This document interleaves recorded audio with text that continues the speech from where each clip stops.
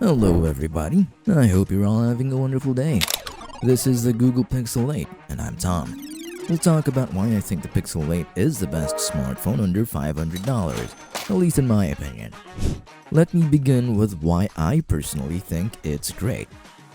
It's stock Android, at least mostly. By that I mean it's just stock Android. There are no fancy skins on top of it, no One UI, no Oxygen OS or whatever kind of OS.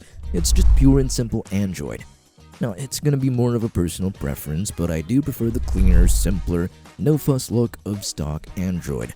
It just is, basically. Then again, it's more of a preference thing. I digress. The Google Pixel 8 is a great phone, really. It's actually a rather compact phone, especially compared to other flagship phones. That alone is a plus to me. It's better to handle and it's much better to use. Let's talk a little bit more about the design. The front glass is made of glass, obviously, and so is the back. Both are protected by Gorilla Glass Victus. The frame is made of aluminum and it blends in with the camera bump, which houses the camera. Anyway, this gives the Pixel 8 a very seamless impression and it's actually pretty alright in my opinion. It doesn't look as messy as other phones with a weird camera placement and all that. It just looks uniform is what I'm saying. Now, let's go over the display really quick. It's an OLED, which means you've got true blacks and none of the LCD nonsense. I'm sorry, I'm just kidding. LCDs are alright.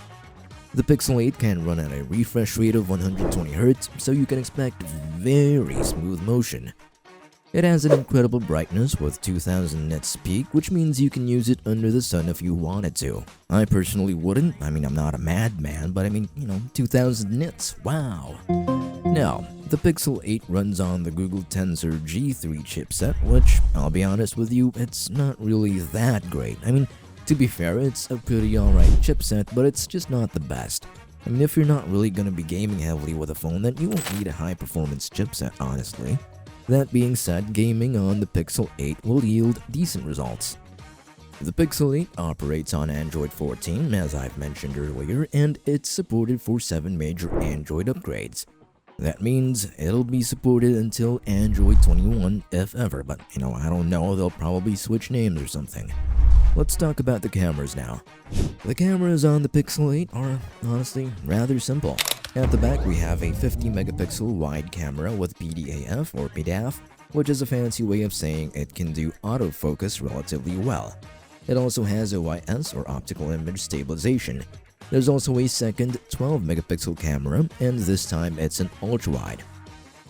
For the front camera, we have a 10.5-megapixel selfie camera. All in all, I think it's a great camera set. It's simple but powerful. I do wish there was a telephoto lens, but hey, we can't have everything, right? Some other features include face unlocking, an under-display fingerprint reader, and, well, that's about it. It's just a simple phone. But one other thing I like about the Pixel 8 is the battery life.